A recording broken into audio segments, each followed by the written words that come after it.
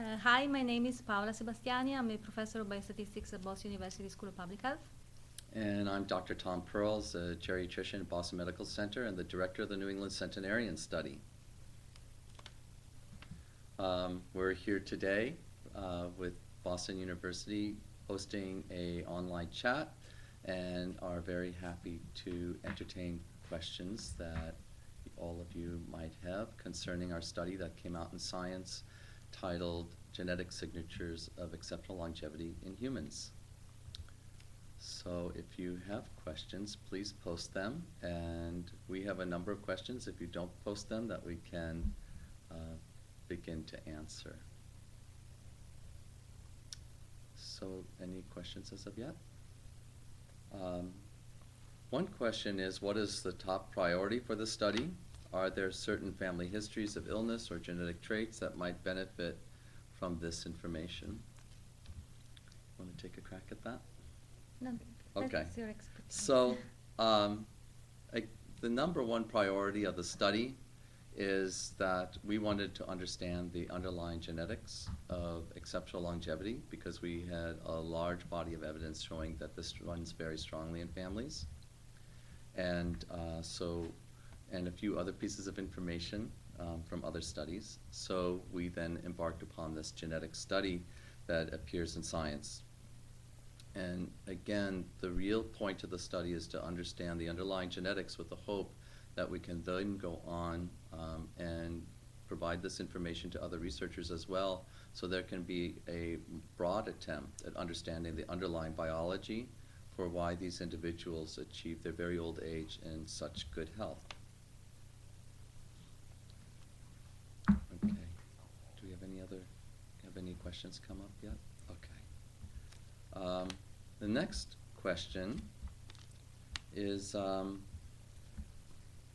do the genetic markers also indicate what type of health decline is most likely, or just an estimation of lifespan?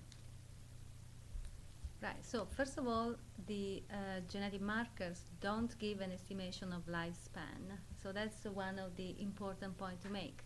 So we are able to distinguish between individuals who are genetically predisposed to an exceptionally long life from those who are genetically predisposed to an average lifespan.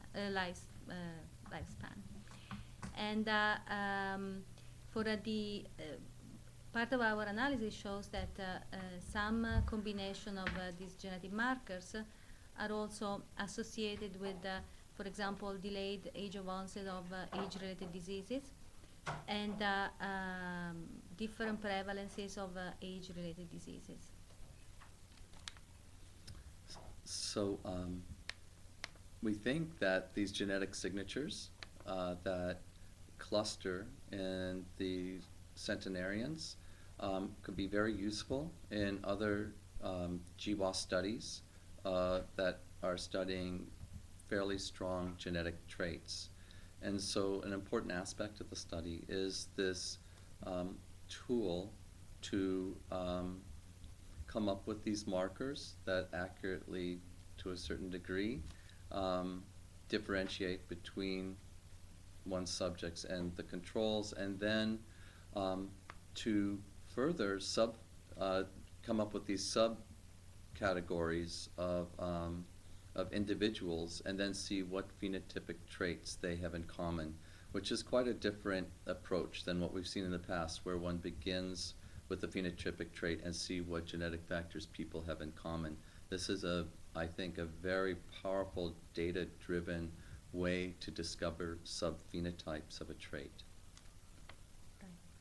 So, do you foresee this new information being used by the insurance industry? I think in our analysis we have shown that we have a mathematical model that can predict the predisposition to exceptional longevity. But this is very much still at the research phase, and it's something that we don't think is ready for use for general use. There is a lot of work to be done to evaluate better this model, and a lot of work to be done to see how this extends to other ethnic groups So I think at the moment this is still very much a research topic, and it should stay this way. And one of the things that we mentioned last week that raised a lot of interest was our idea of providing a tool over the web to use this model for doing calculations of genetic predispositions based on genetic data. Now, the objective of this tool is this is a computer program. It's not a genetic test. It's a computer program that one can use if you have genetic data to really see how the model works, and you can try, for example, to use and see how this pattern, um, what feature these patterns of genetic data have in other studies, etc. But it's really, the idea is there, is to have a computer program that other investigators can use, can discuss, like or dislike, but still it's a very hot research topic.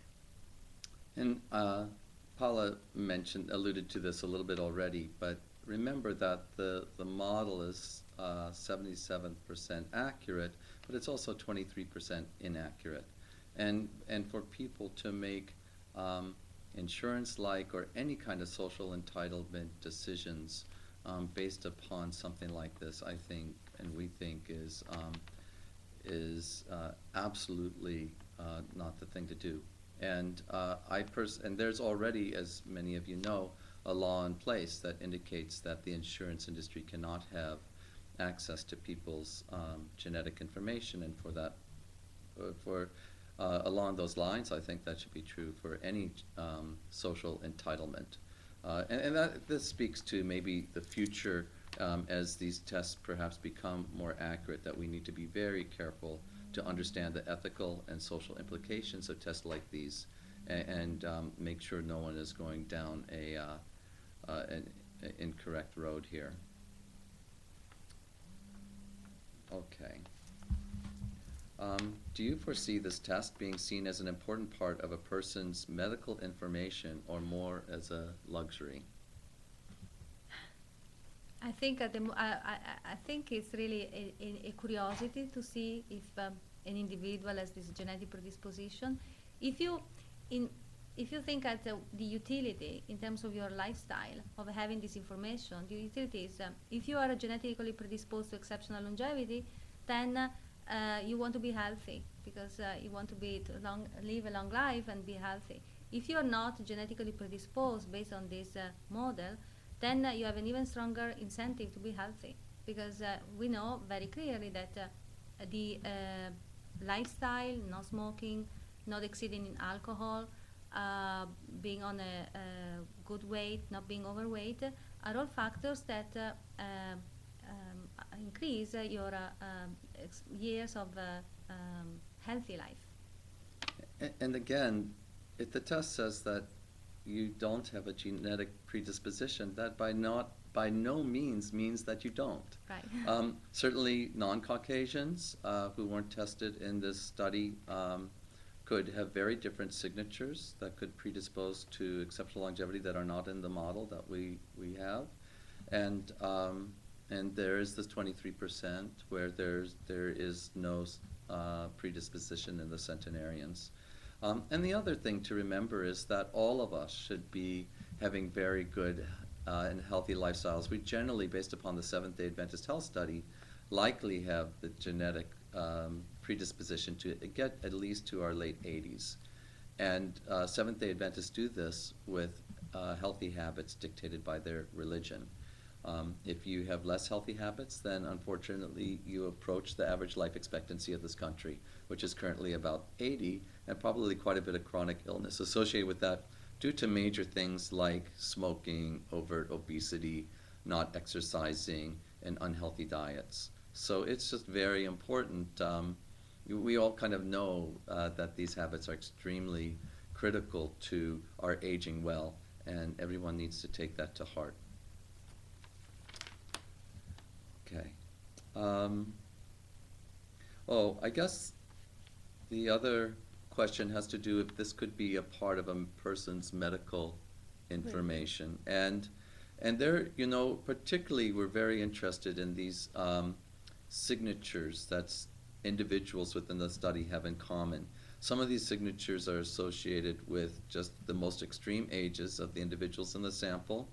Others are associated with a delay in the age of onset of Alzheimer's disease, and there will be other signatures that may be associated with perhaps getting Alzheimer's disease or cardiovascular disease at a younger age, but somehow being able to deal with it better than others and still achieving older age and compressing your disability towards the end of your life. So these signatures, I think, could be useful when tested in many more populations and looked at the different phenotypes these individuals have in common.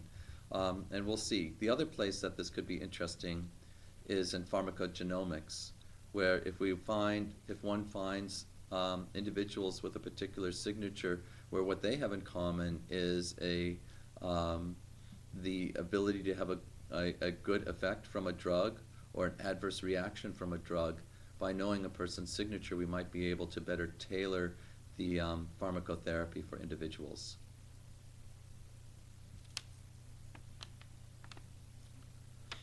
Any particular questions to come up that we haven't covered?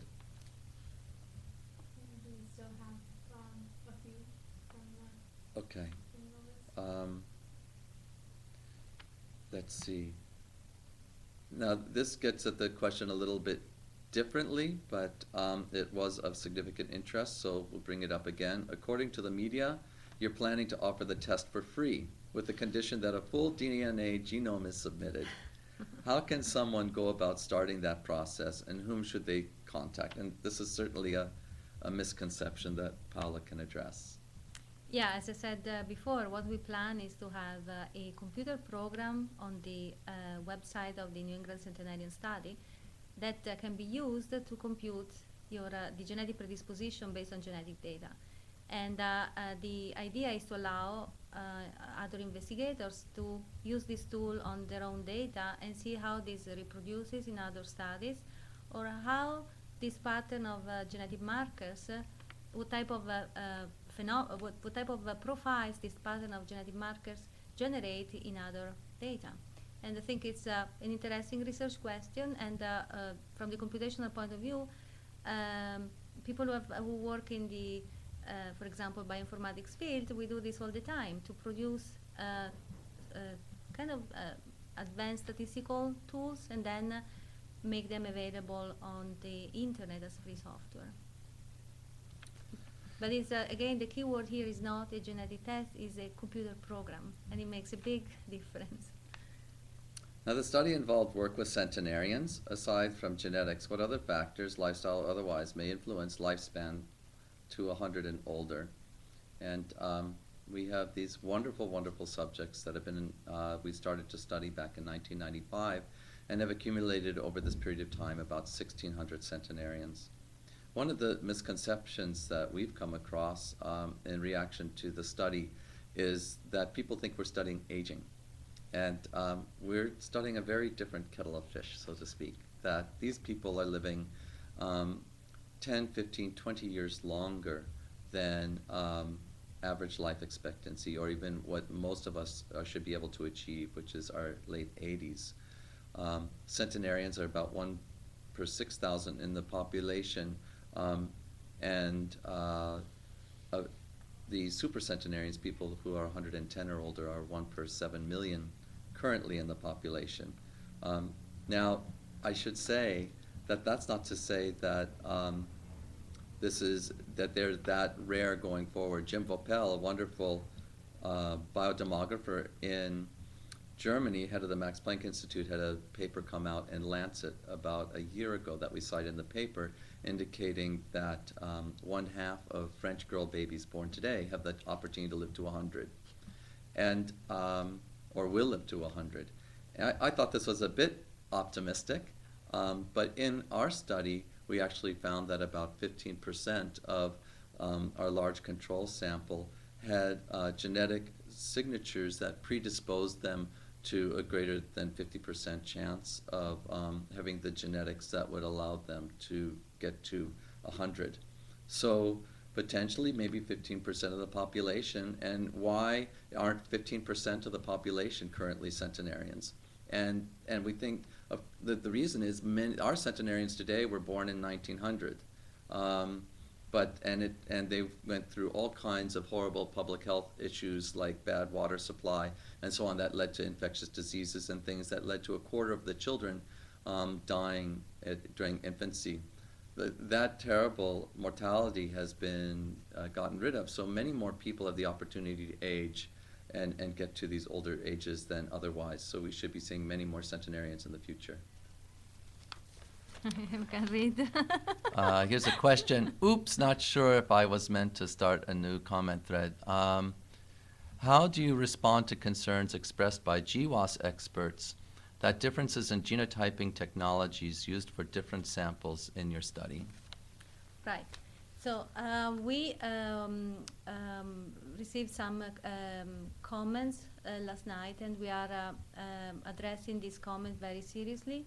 So we are looking at the data again, and preliminary analysis show that this is a problem that is really limited, but one has to be thorough, and so we are examining the effect of these issues on the complete analysis.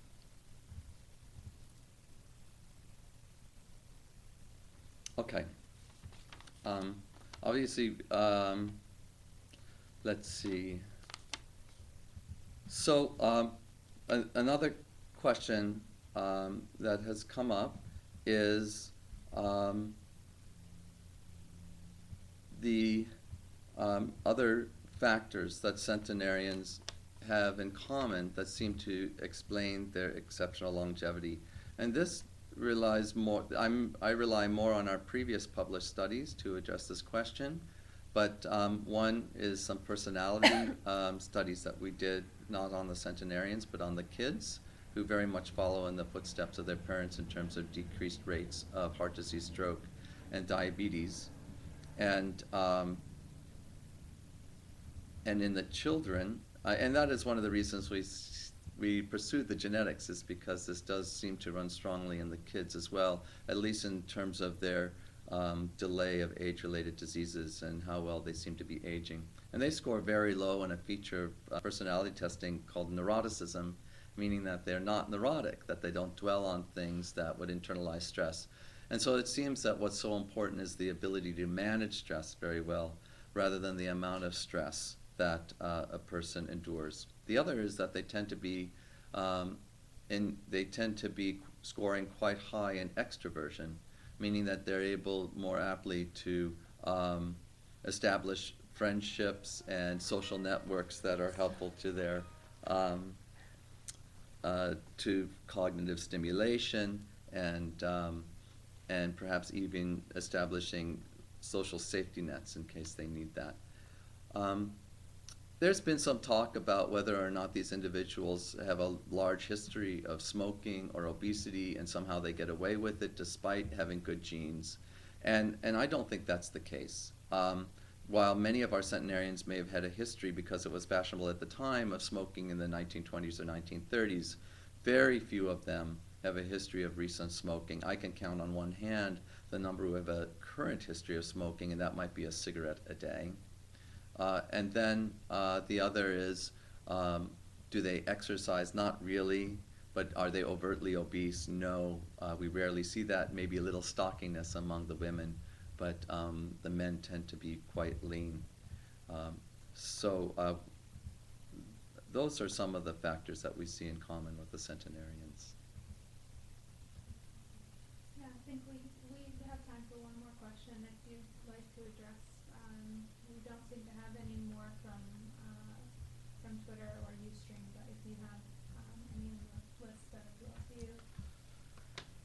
I'm trying to think if any other major questions have come up.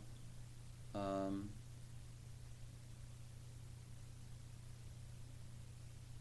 think we have gone through all of them. So, in conclusion, we want to thank you very much for attending this conference and for your questions, and we'll keep in touch. Thank you. Thank you.